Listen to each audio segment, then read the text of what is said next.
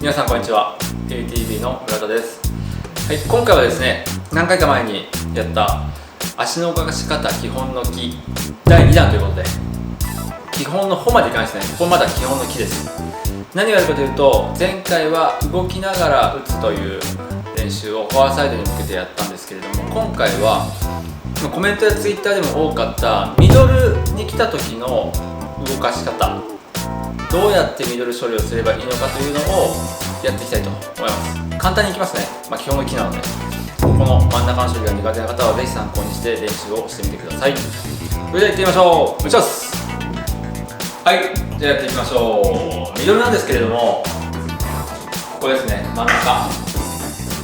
ここにボール来た時にどうしても詰まりやすい手打ちになってしまうというケースが非常に多く見られるので、だからこそトップ選手も含め、チャンスボールだったらミドルを狙って打つということは必ず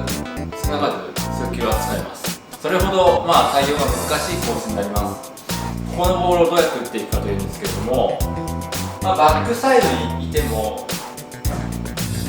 フォアサイドにいても、ここのボールをまずフォアハンドで取れるようにした方が動きとしては身につきやすいです。もちろんこっちがバックハンドですね、得意な方はバックで行くのはいいんですけれども、どうしても足が止まりやすくなってしまうので、こっちで行くにもこっちでも行ける上でこっちっていうのをした方が最初の取っかかりとしてはいいんじゃないかなと私は個人的に思います。ダメなれバックサイド立ってます。ミドルに来た。フォアサイド立ってます。ミドルに来た。こういうね状態よくなりますよね、皆さん。これを例えばラリーをしてて、ここにいて来た時に打ったりとか、なんとかつなげたりとかできるとかなりミスが減ります。こっちにいてもそうですね。ここにいてもそのまま打つんじゃなくて、ちょっと動いて懐を作って打ってあげたりとか、バックに行くでもここまで行ってちゃんと振ってあげる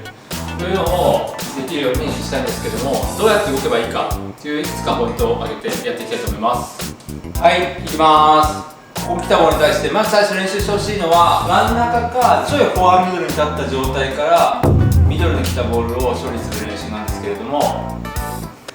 立っていてまず気をつけた方がいいのが、上半身をしっかりと動きながらひねって、ここに懐を作ってあげる。必ず足を、例えば左足をミドルに来たからといって左に出しただけでは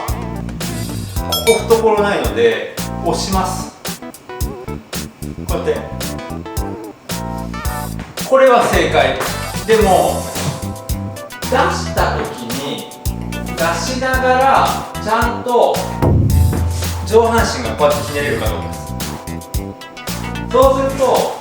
ここにこれだけ懐があるんで、基本的にフォアを打つ時ってひねった状態で体の真ん中の延長線上でインパクトするのが理想なんですけども、この状態を作るために足と同時にひねる、この癖をつけてほしいです。何でも一緒ですね。こっち行く時も右足出しながらひねる、出してひねって打つんじゃなくて、左足を出しながらグッと上半身をひねってあげて懐を作って打ってあげたら、またすぐ戻る、打ちながら戻る。これがまず絶対やってほしいこと。立ってます、来た、打って戻る。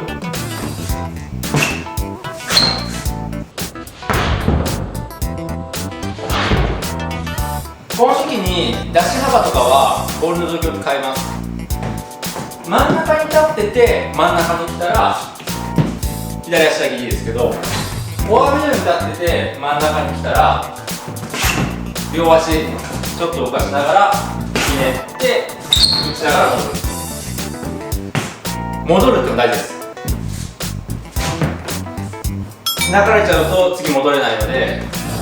立ってる、真ん中出してもらう、入れる、打ちながら乗る。この時に注意してほしい2つ目のポイント、足はスタンスが平行足をほぼキープしたまま、若干右足下がってもいいんですけども、こうならないこと。結局これ上半身使えないんですよ。こうやって受けないんだよ。ひねる意味を出すためにも平行足を意識しながら上半身だけひねってあげる。そうしないと戻った時の力で戻ることができないんです。振り終わった時にも自然と平行足に戻ってバックもフォアもいけるようにしてください。こっちの1回目だとこっちも平行足のままひねって平行足で終わる。ミドルも平行足で終わる。これができたら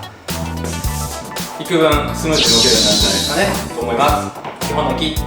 大きなポイントは2つだけ。ミドル来たら動きたい方向に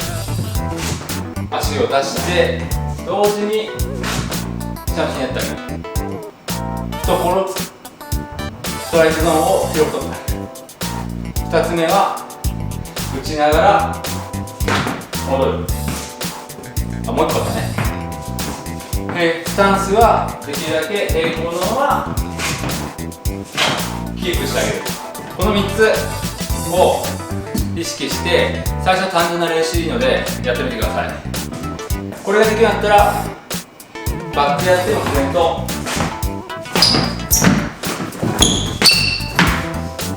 動けるように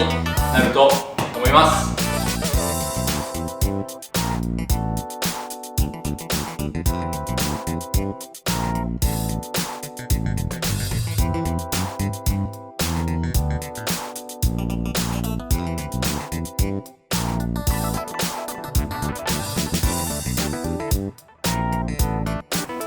もうできてる方はね意味ないかもしれないですけど、確認も含めてミドルの処理は非常に大切です。真ん中をちゃんと自分のボールで、そして自分のスイングで対応できるように練習してみてください。それでは終わります。ありがとうございました。